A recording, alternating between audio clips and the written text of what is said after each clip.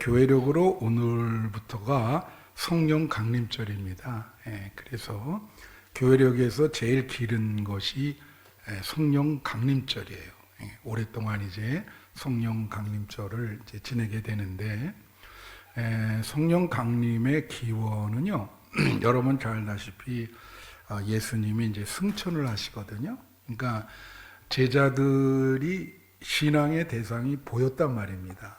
근데 이제 보이질 않죠. 그래서 마음에 그 예수님의 부재를 경험을 하면서 상당히 그 힘들고 어려웠어요. 그래가지고 그 마가의 다락방에서 120명이 모여서 계속 기도만 했거든요. 그랬는데 예수님이 성령을 보내겠다고 약속을 했는데, 이제 사도행전 2장 4절을 한번 비춰주시면, 그들이 다 성령의 충만함을 받고 성령이 말하게 하심을 따라 다른 언어들로 말하기를 시작하니라. 그 마가의 다락방에서 막 기도할 때 내가 이제 여기 이 12절까지 다 읽어드려야 되는데 기니까 시간상 여기 보면 뭐 성령이 불의 혀처럼 바람처럼 임하고 여기처럼 성령의 충만함을 받고 막 다른 언어로 얘기하고 뭐 방언을 막 터지고 이런 어떤 성령의 이 폭발 사건이 일어난 거예요. 그래서 그걸 기념해서 그날을 성령 강림절이라. 그 이후로 계속해서 이제 성령 충만함을 받고 제자들이 전도하기 시작하는 겁니다. 그래서 이제 성령 강림절의 기원을 여러분에게 말씀을 드렸고요. 근데 이게 감리교는요 묘하게 이제 일치하는 부분이 있어요. 왜냐하면 오늘이 요한 웨슬리 회심 주간입니다. 그리고 오늘이 바로 회심한 날짜예요. 5월 24일이. 이제 감리교를 시작한 분이 존 웨슬리라고 하는 그 영국 분인데, 이제 그분이 일기를 썼어요. 자기 전 생애에 대해서. 신학교 다닐 때 제가 그 일기를 그 페이퍼로 내야 돼서 그 전권을 다 읽었거든요. 아주 흥미롭습니다. 일기를 자기 생애를 썼기 때문에. 근데 거기에 보면 어떤 얘기가 나오냐면 이 웨슬레가 미국 선교에 갔다가 실패하고 돌아와요. 그런데 1738년 5월 24일 날 오후 9시 15분 전에 올더스케이트라고 하는 런던의 어떤 거리에 집회가 있었어요. 집에서. 그 집회에 참석한 거예요. 우리도 그런 집회가 있잖아요. 그랬는데 그 오후 9시 15분 전 8시 45분에 이렇게 썼어요. 일기에. 나는 그 순간에 이상스럽게 마음이 뜨거워짐을 느꼈다. 그래서 그걸 놓고 이제 신학자들이 해석하기를 이건 성령 체험이다. 또 어떤 분은 회심한 것이다. 하여튼 그 체험을 하고 난 다음부터 웨슬레는 많이 달라졌습니다. 그 전과 그 후가 확연히 구분되는 거예요. 그 중에 하나는 그 일기 중에 흥미로운 거 나옵니다, 여러분. 그 전에는 웨슬레가 이렇게 설교하고 그럴 때 사람들이 은혜를 별로 못 받았어요. 그리고 자꾸 뭐라 그러죠? 그 설교단을 이 성공회에서는 거부하는 경우도 생겼어요. 그래서 이 경험을 하고 나서 시장에 가서 설교를 합니다. 이 사건 이후로 놀라운 일이 벌어지는 거예요. 시장에 그 사람들이요, 장사는 안 하고 웨슬레가 설교할 때 몇천 명이 모여드는 거예요. 복음을 증거하는데 사람들이 막 쓰러지네. 그래갖고 그 일기에 보면 어떤 얘기가 나오냐면 재미나는 얘기 나옵니다. 그때 당시에 의사가 이제 그 존재하는 시대거든요. 어떤 의사가 지나가다가 사람이 설교를 듣다가 막 쓰러지니까 쟤네들 무슨 쇼를 하는가 보다. 사람을 동원을 해서. 그래가지고 그 쓰러진 사람을 가가지고 진찰하는 장면이 나와. 진짜 쓰러졌는지. 그 정도로 웨슬레의 이 그때 당시의 영국 사회의 파급 효과가 컸던 거예요. 그래서 감리교가 탄생된 겁니다. 할렐루야. 그 사회를 완전히 바꿔놨죠. 웨슬레가 이 전도함으로 그 사회를 바꿔놓은 거예요. 그 회심한 날이 바로 오늘인 거예요. 그래서 성령 강림절이랑 대부분 이렇게 일치가 됩니다. 우리 감리교는. 그래서 두 개의 기념일을 같이 이렇게 지키게 되는 거죠.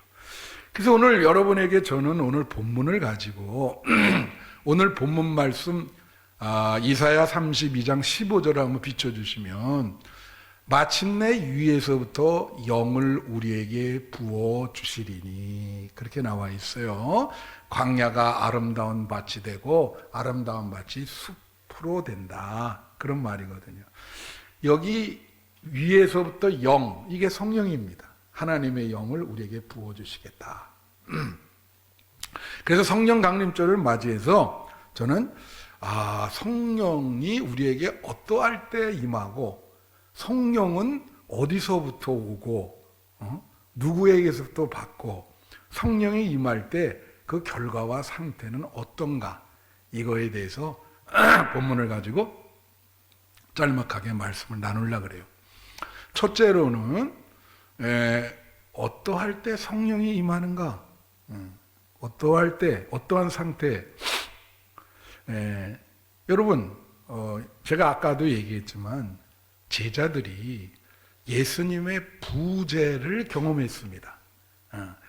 예수님이 보였잖아요. 그래서 평생 쫓아다녔고 심지어 부활할 때도 앞에 계셨는데 지금은 예수님이 보이질 않아요. 그러니까 예수님의 부재, 보이질 않기 때문에 마음이 굉장히 뭐라 그러죠? 힘든 거예요. 힘들어. 그래, 신의 부재를 경험하는 거죠. 옛날에는 같이 있었는데. 여러분도 신앙생활 하다가 하나님이 계셔서 만나고 그랬는데 요즘은 나는 어떻게 안 계신 것 같아. 그게 이 부재에 대한 경험이죠. 예를 들면 이런 거예요. 여러분, 저희 어머니, 아버님이 이제 돌아가신 지 오래됐습니다. 근데 이제 제 집에 가면 제 방에 이렇게 어머니, 아버지 같이 찍은 사진 딱 하나 있거든요. 가끔 생각나요. 그 아버님이 했던 말, 어머님이 이제 나를 그렇게 굉장히 이제 사랑하셨거든요. 근데 지금 안 계시잖아요. 어머니, 아버지 안 계셔. 그게 부재인 거예요. 그래서 그걸 내 생각 속에 이제 재현을 하는 거지. 그때 같이 계셨던 경험을 내 마음 속에 재현을 해보는 거예요. 이렇게 재현을. 그게 부재예요. 여러분도 마찬가지입니다. 그 주변에 그 같이 있던 경험들, 사랑했던 사람들, 없어진 분들 계시잖아요. 이제 그런 마음의 부재를, 제자들 마음이 그런 거예요. 그러니까 소망이 없어요. 그리고 힘들어요. 굉장히. 보이는 신앙의 대상이 없으니까 힘든 거라. 절망스럽고 힘들고. 그럴 때 성령님이 여러분을 찾아오신 겁니다. 믿으십니까? 예. 이 이사야 32장은요, 세 파트로 이루어져 있어요. 뭐냐면, 하도 이 이스라엘 사람들이 힘들게 사니까, 하나님이 이사야라는 예언자를 통해서 뭐라냐면, 너희를 회복시키고 평화를 줄 수 있는 왕이 올 것이다. 라고 이사야가 예언을 해요. 그건 뭐죠? 메시아를 말하는 거예요. 이제 먼 미래를 보면 예수님에 대한 예언이죠.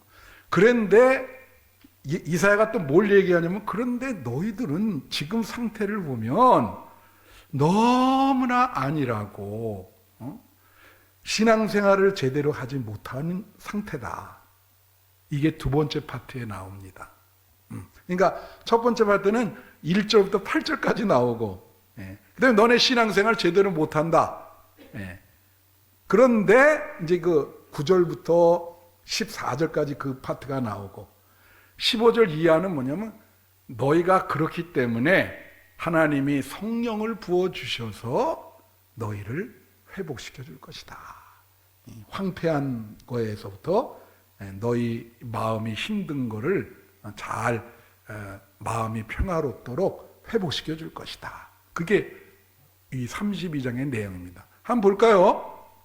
32장 9절을 한번 보세요. 자, 너희 안일한 여인들아. 이 여인을 얘기를 했어요. 안일하다는 말은 무슨 뜻이에요? 이건 게으르다는 말입니다. 안일한 여인들아, 일어나 내 목소리를 들어라. 하나님의 말씀을 들으라는 거예요. 너희 염려 없는 딸들아, 내 말에 귀를 기울여라. 너무 이게 교회는 다니는데 말씀과 무관하게 게으르고 안일한 태도로 그렇게, 근데 그게 심해지면 타락하잖아요. 그죠? 제가 여러분에게 새벽기도 오늘 요새 너무 안 나옵니다. 여러분 좀 새벽을 깨우리로다. 깨워서 기도해야 된다. 그러잖아요. 너무 안일하고 이렇게 게으르고 그런 나태한 상태로 신앙생활하는 사람들에게 예언자를 통해서 뭐라 하냐면 내 소리를 들어라. 내 말에 귀를 기울여라. 지금 상태가 그런 상태가 아니에요. 그러니까 하나님이 너희가 계속 이렇게 살면은 13절 오늘 본문이에요. 뭐라고 얘기하냐면 13절 비춰주세요.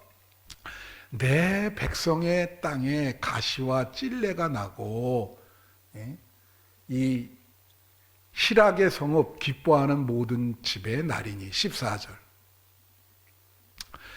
대저 궁전이 폐한바되며 인구 많던 성읍이 적막하며 오벨과 망대가 영원한 굴렬이 되며 들나귀가 즐기는 곳과 양떼의 초장이 되려니와. 이게 무슨 말이냐면 황폐하게 될 것이다 이거예요. 황폐하게 될 것이다. 그러니까 너희 정신 차리지 않으면 황폐하게 된다. 여러분 그런 거 아세요? 저 미국에 가면 디트로이트라고 하는 그런 도시가 있는데 옛날에 거기가 자동차 산업의 본산지거든요. 근데 미국의 자동차 산업이 쇠락이 됐어요. 그래가지고 다 빠져나가. 그 공장이 완전히 빈 공장이야. 그래서 뭐 지금 거기를 다시 이렇게 세우려고 그러는데 가보면 유령도시요.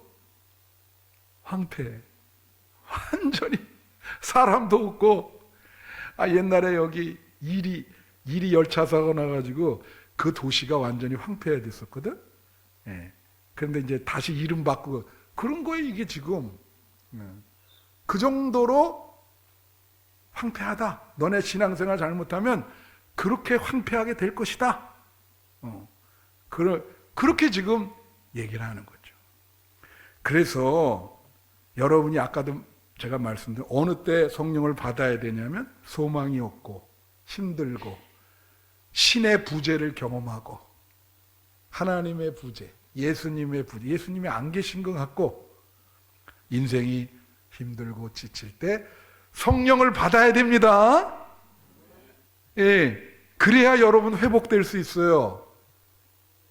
여러분 신앙생활 내가 어떻게 하는지 잘 모르는데 만약에 여러분 마음이 그렇게 지치고 한순간도 영위하게 힘들다면 정신 차리시고 성령 충만함을 받아야 돼요. 그걸 얘기하는 거예요. 그래서 힘들고 하나님의 부재를 경험할 때 성령을 받아야 된다. 두 번째로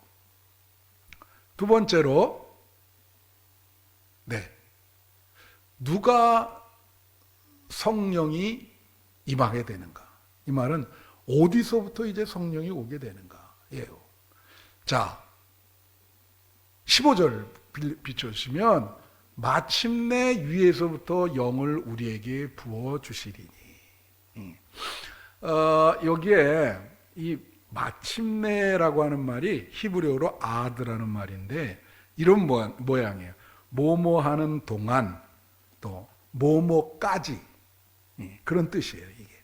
이게 그럼 무슨 뜻이냐면 내가 이렇게 신앙생활을 참 게으르고 나태하게 한단 말이에요. 제대로 못해요. 그러니까 이 말은 뭐냐면 그거 이제 여기까지다.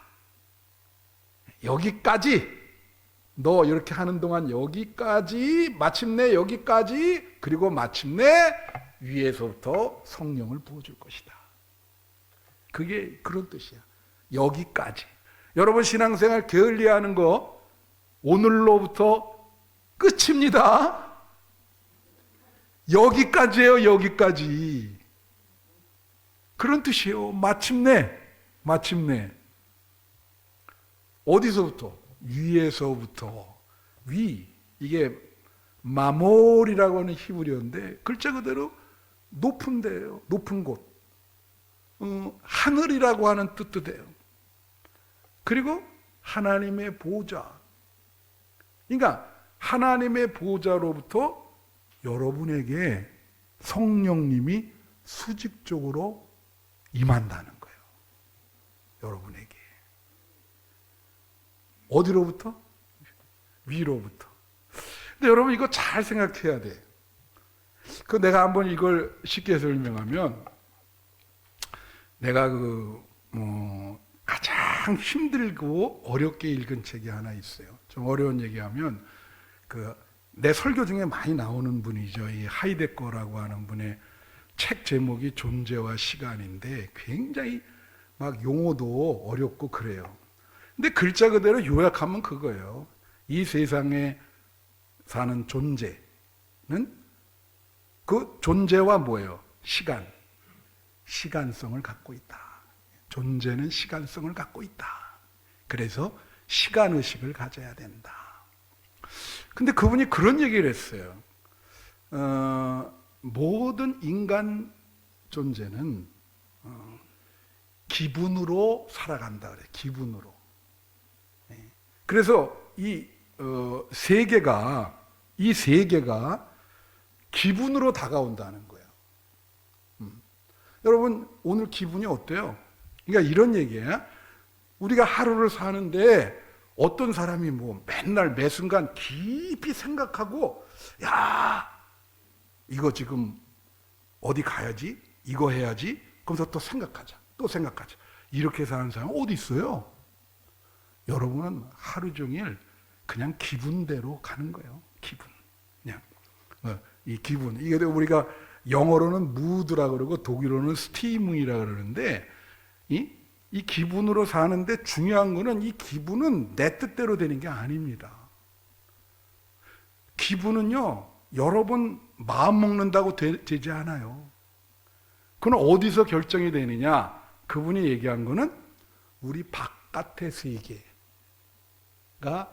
우리에게 우리 바깥의 세계가 나한테 다가옴으로 그것이 우리에게 기분을 주게 된다는 거지.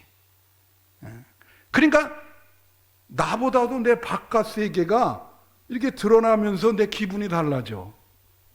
그러니까 하루 종일 어떤 사람 나 이렇게 보면 저 사람 기분이 오늘 그 얼굴만 봐도 알잖아요. 이게 그 기분이 이게 변덕스러워 왔다 갔다 해요. 그래서 그 뭐라고 쓰냐면 기분에 빠져 있다. 사람은 기분에 빠져 있다. 그것은 우리 바깥 세계가 우리에게 영향을 주는 거지. 내가 하는 거 아니에요. 내 마음도 내 스스로 못 하잖아요. 근데 여러분 그런데 그거 아세요? 한국 사람은요. 내가 늘 말씀드리지만 기분을 중요시 여겨. 일단 기분이 좋아야 돼. 교회 와도 기분이 좋아야 된다 그랬잖아요, 제가. 그래서 기분을 잘 만족시키지 않으면 나쁜 목사가 되는 거예요. 기분을 만족시켜드려야 돼. 그런 말이 있잖아. 기분 나쁘면 나 천당 안 가요. 내 기분이 이렇게 안 좋은데 나 천당 안 가고 말지. 막 이런 표현 쓰거든. 그죠? 네. 그런데 성령은 내 안에서 오는 게 아니라 바깥에서 오는 거란 말이지. 바깥에서 오는 겁니다. 어디로부터? 다 같이. 위에서부터. 그게 여러분 안에 들어와야 되는 거예요. 하나님의 영이 위에서부터 너에게 부어주리니. 그게 들어와. 들어오면 그것이 우리의 기분을 바꿔주는 거예요. 성령의 역할이 그건 거예요. 아시겠어요? 그래서 성령 충만함을 받아야 돼. 안 그러면 여러분 있잖아요. 모든 주변 상황에 따라서 여러분 기분은 휘둘리게 됩니다. 네. 그래서 하이데거는 그거를 비본래적인 존재라 그랬어요. 기분에 휘둘리게 되거든. 그러나 위에서부터 성령이 충만하게 여러분에게 임하면 여러분은 용기와 자신감을 갖고 정말 이 세상을 성령 충만하게 살 수 있는 거예요. 어떤 상황이든지. 명심하세요. 바깥 세계가 여러분의 기분을 좌우한다는 거. 내 스스로 아무리 노력해도 되는 게 아닙니다. 여러분의 마음도 내가 내 뜻, 이거 안 돼요. 심지어 우정, 친구도 이것도 말이에요. 평생 좀 좋게 가야 되는데 이게 안 되거든. 이게 바깥 세계에 어떤 사건이 일어나는지 영향을 받아요. 어느 날 갑자기 이것도 내 뜻대로 안 돼. 그래서 그것도 위에서부터 성령이 임해야 되는 거예요. 여러분에게. 어디서부터 오냐? 위에서부터 온다. 명심하시기를 바라요. 세 번째, 성령이 임한 결과가 뭐냐? 성령이 임한 결과가 두 가지가 있어요. 그러니까 셋째는 뭐냐면 용도가 변경된다는 거예요. 다 같이 용도 변경. 용도 변경이 뭐냐면요. 15절 다시 한번 비춰주세요. 마침내 위에서부터 영을 우리에게 부어주리니 광야가 아름다운 밭이 된다. 광야라고 하는 원뜻은 뭐냐면 황무지입니다. 황무지. 사막 언어가. 여러분 사막 가봤어요? 우리 몽골 단기성이 가면 그 고비 사막 가봤잖아. 사막 위에 올라가 사진도 찍고. 예. 그게 사막이에요. 그게. 사막에는 풀 한 포기도 안 나요. 광야는 완전히 그냥 황량하잖아요. 황무지. 근데 그게 아름다운 밭이 된다는 거야. 여러분, 밭은 뭐가 나죠? 거기는 곡식과 열매가 납니다. 그렇죠? 예, 네, 밭이. 그 노래가 난 딱 한 소절만 기억해. 황무지가 장미꽃같이 여기까지. 노래 있잖아요. 바뀐다는 거지 이게. 용도가 변경돼요. 쓸모 없는 땅에서 쓸모가 있는 땅으로 바뀐다는 거예요. 왜? 성령이 위에서부터 임하면, 그게 들어가면 그렇게 된다는 거지. 이게 중요한 거예요. 여러분, 우리나라 초대 목사들 중에 깡패가 많았어요. 평양에 보면 다 깡패들이에요. 그게 김익두고 이기풍이고 전부 그런 사람들이야. 근데 이기풍 목사에 대한 일화가 있어요. 이기풍 깡패입니다. 근데 그때 당시 거기 선교사들이 마포 3년이라는 유명한 선교사가 있어. 그분이 많이 다 전도했어요. 그때. 그러니까 전도를 나갔더니 막 복음을 이렇게 증가하고 있는데 이기풍이 와가지고는 깡패잖아. 주먹으로 얼굴을 쳐서 턱이 나간 거예요. 선교사가. 야. 그래 이 마포 3년 선교사가 그냥 이렇게 하면 안 되겠다 그래가지고 이 시골 교인들한테 우리 뭐 흑벽돌이라도 가지고 와가지고 조그만 교회라도 지어서 거기서 예배를 드리자. 그러니까 성도들이 그 흙벽돌 까가지고 이제 왔는데, 자기가 깡패 두목이잖아요. 그러니까 밑에 애들 데리고 와서 그걸 다 부숴버렸어. 야, 사람이 그렇게 하고 온전하길 바라는 건 말이 안 되잖아. 그러니까 어느 날 병에 걸린 거예요. 고열에 시달렸어요. 근데 꿈속에 사울이 경험한 거 똑같은 경험을 하네.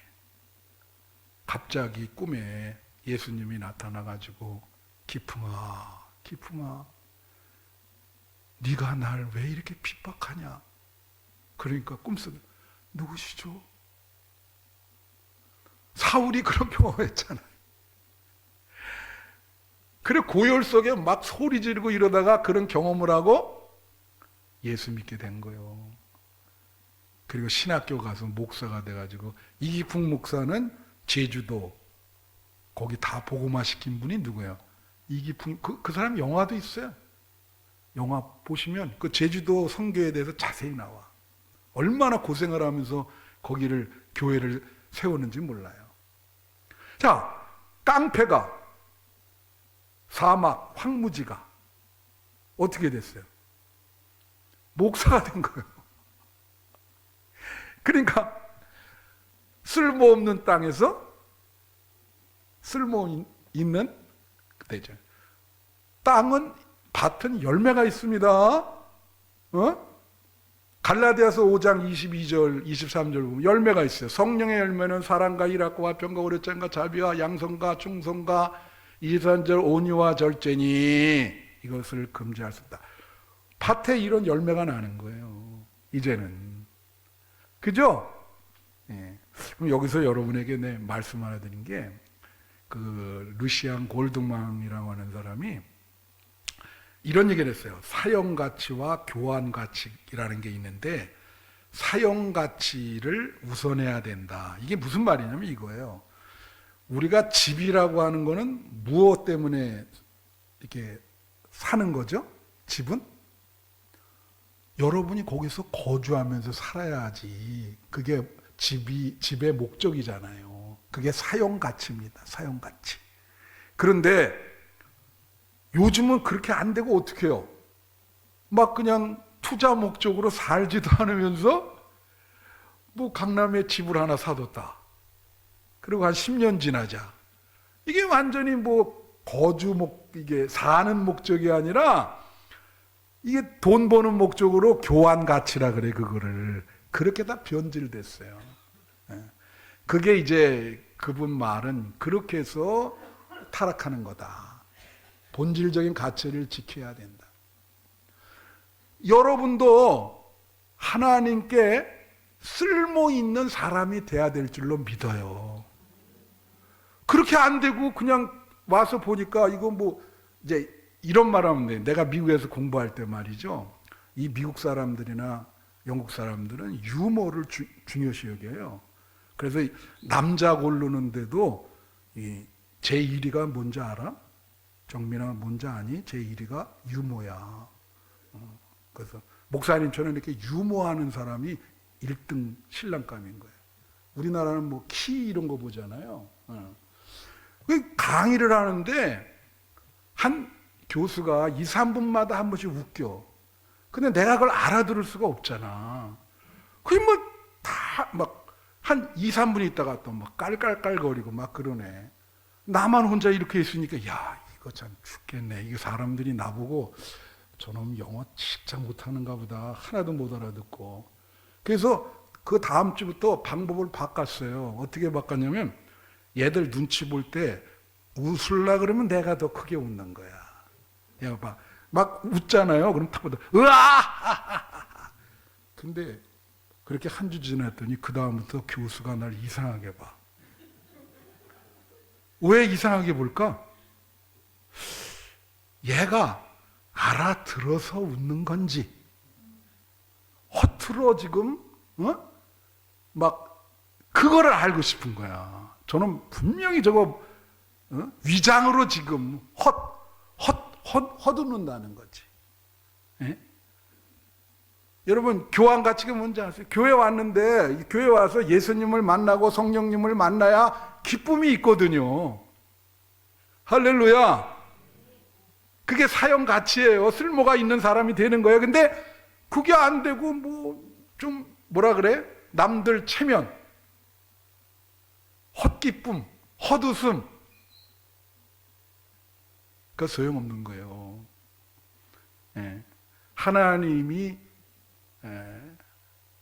하나님에게 성령 충만하게 되면 쓸모 있는 사람이 되는 겁니다.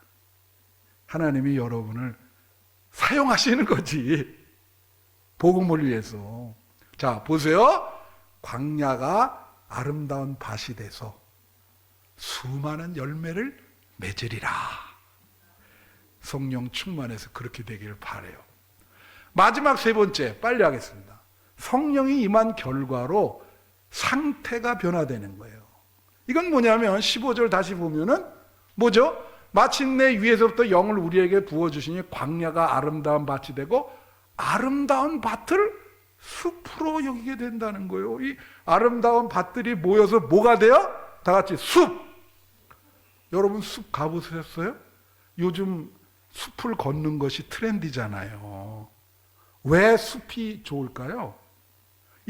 이제 아름다운 밭들이 모여서 숲이 될 것이다. 성령이 임하면. 숲은요, 왜 중요하냐? 일산화탄소를 먹고 산소를 내보내요. 그 숲에 가면 산소 밀도가 거의 99%예요. 거기 가면 시원하죠. 예? 또 바람까지 부네. 그러니까 거기 가면 치유가 되는 거야. 다 같이 힐링. 세상에 그냥 고통받는 이런 것들이 싹 없어지면서 숲속에 들어가니까 영혼이 힐링이 되면서 마음이 평화가 오고 안식이 오네. 우리 교회가 그렇게 되기를 축원해요. 아름다운 숲과 같은 한빛교회. 예? 그 중요한 거예요. 여러분, 성령을 아까 뭐라 그랬어요? 불로 묘사하기도 하고 바람. 거기는 또 2장에 보면 술 취한 사람처럼 묘사를 해. 바람으로 묘사한다고.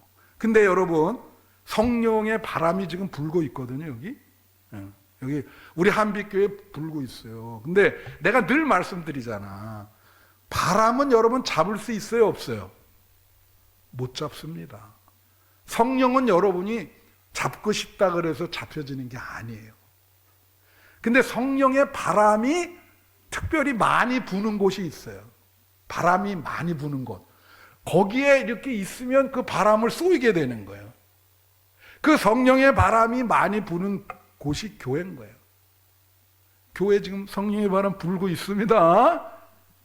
근데 여러분이 그걸 잘 쏘여야 돼, 이게. 그러면 뭐가 일어나? 영혼의 치유가 일어나는 거야. 힐링이 일어나는 거야. 마음의 문제가 해결되는 거예요. 그래서 여기 우리 교회에 와가지고 여러분들이 다 모여가지고 성도들이 숲을 이루는 거야. 나는 저분에게 나무가 되고 저분은 나에게 나무가 되고. 그래서 서로 거기서 안식을 얻게 되는 거지. 힐링이 되는 거지. 성령의 바람 지금 불고 있습니다. 여기 불고 있어요. 그래서 아름다운 숲. 이 한빛의 숲을 보세요, 여기 지금. 공기가 아주 신선하고 치유가 있고 영혼의 안식이 있는 교회. 교회가 전쟁터가 되면 되겠습니까? 저는요, 지금 말씀 마치는데 지금도 제가 이제 이렇게 여러분의 문제, 기도 제목을 많이 알아요.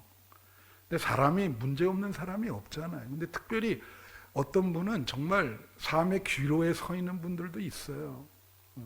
그리고 얼굴 보면 집사람이랑 보면서 항상 마음에 참 저 문제 해결해야 되는데 참 마음이 아프다. 좀 그 컴패션이라 그러죠. 사람의 어떤 그 연민이라 그럴까. 얼마나 저게 힘들고 고통스러울까. 그러면 제가 할 수 있는 거는 마음에 그런 거예요. 하나님, 성령님, 임재해 주셔서 저분 좀 치유해 주시고 마음의 평화를 주세요. 사탄 마귀 물리쳐 주시고 정말 행복하게 잘 살 수 있도록, 아까 존재와 시간이라 그랬잖아. 하나님이 여러분을 이 땅에 내신 것은 행복하게 살라고 내신 거예요. 여러분은 행복할 권리가 있습니다. 그 광야가 변해서 아름다운 밭이 되고 아름다운 밭이 모여서 아름다운 치유의 숲을 이루는 것이에요. 우리 한빛교회 그런 치유가 넘치는 교회가 되길 바라고, 우리 교회 오셔서 은혜 받고 여러분 영혼의 안식을 얻는 성도들이 되시기를 축원합니다. 기도하겠습니다.